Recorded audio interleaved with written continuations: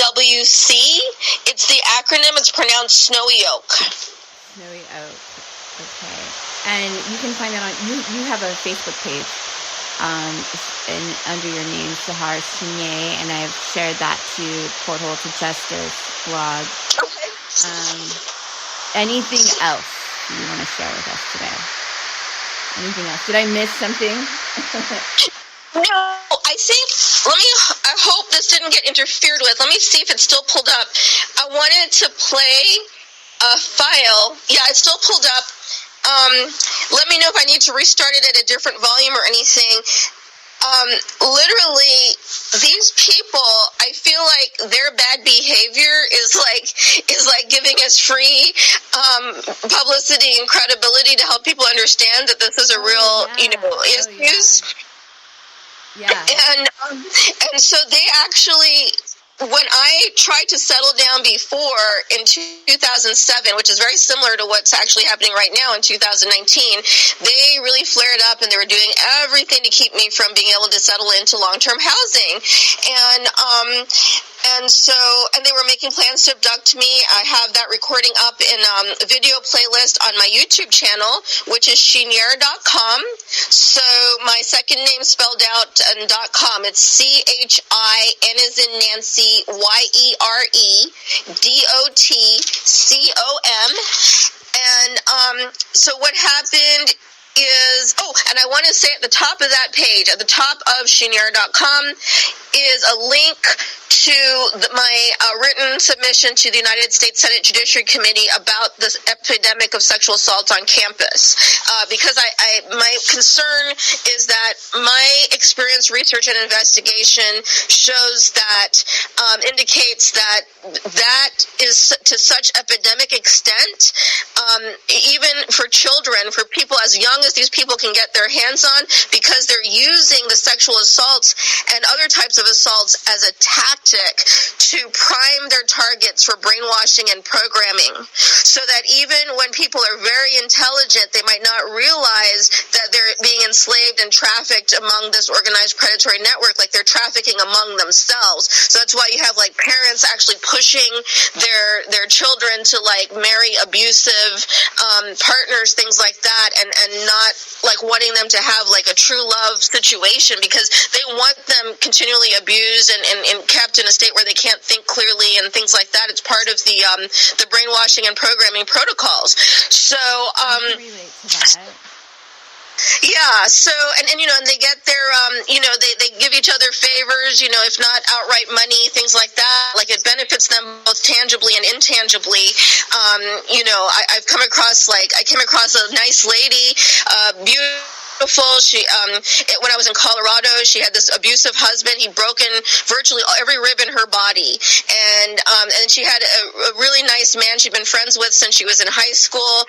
And he was interested in her. And I said, I'm sorry, but I don't understand, why you're with your husband and you're not with, your nice friend that you've had for all these decades since high school, whatever. She said her parents would never approve. They disown her, this and that. They absolutely tell her she has to honor this marriage to this husband, blah, blah, blah, blah, blah. And I'm thinking, like, really, what is their real motivation for this? Do they really have such blind religious beliefs? And then I get to finding out, and finding more patterns that, no, these people, they totally did these, things to her, and they're wanting to keep her, under control. And it happens in the other, in the opposite genders as well. I mean, some men are being badly abused, because they're generally physically stronger. It's not as often that they're the ones being so badly physically abused, but they can be very badly abused in other ways as well, and really driven to suicide or so, or even poisoned to death. Let's see, I have this recording up. It's on the Chinyere.com channel. In that video playlist, I put the most compelling evidence for government representatives to see at a glance. And they moved that guy in within 3 days to a nearby apartment. When I tried to settle in Toronto, Ontario, Canada, at least, to get a little bit of peace, because friends were worried about the flare-up of stalking and things like that in the United States. And I was born in Canada, so they said maybe try going back there, see if it's safer. And it followed me, like these people never stopped stalking me and stuff. And this man, he he literally says, that's the thing. Once the people begin to go online, they see things they don't want to see. And then in general, I'm effed about that. Yeah, I'm working on this SHIT like a mother effer. And so I just say it real fast first because he had a Nigerian accent, and I was, recording him surreptitiously. So it was not as clear as if I could put the microphone in front and say, could you please say that clearly for the audience? But I'm going to play it and hopefully it'll be audible. Okay.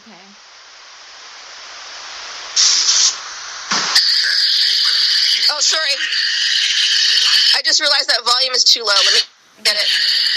I'm going to pull. Okay, hold on. Let me get it back real quick. Sorry, 312. It starts there at 312. Okay.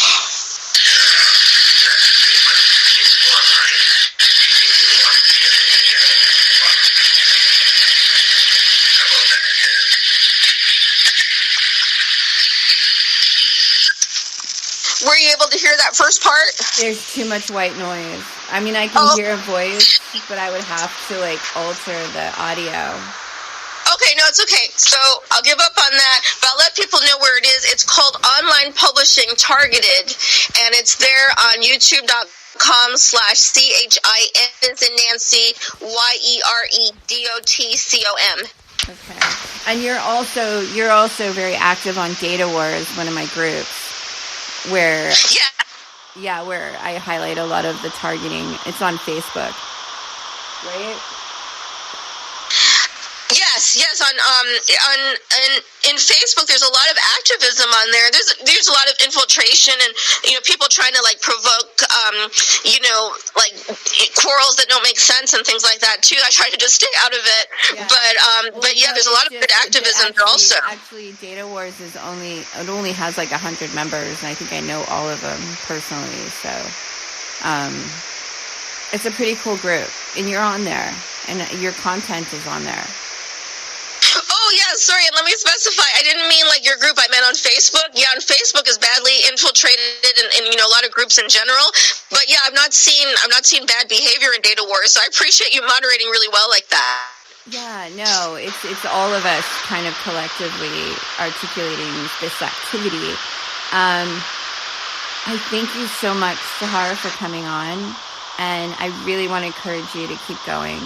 Keep going with your research and your documentary and all of your work. You're really fabulous, and I love you so much. Thank you. I do want to ask you one favor. In the evidence category, I'm wondering, on your end, you have the half-minute video you just posted. Where it's that same man actually. I realized that he was involved because I really wish I'd gotten this on audio, but when I first realized he was involved, it was something I heard before I started recording.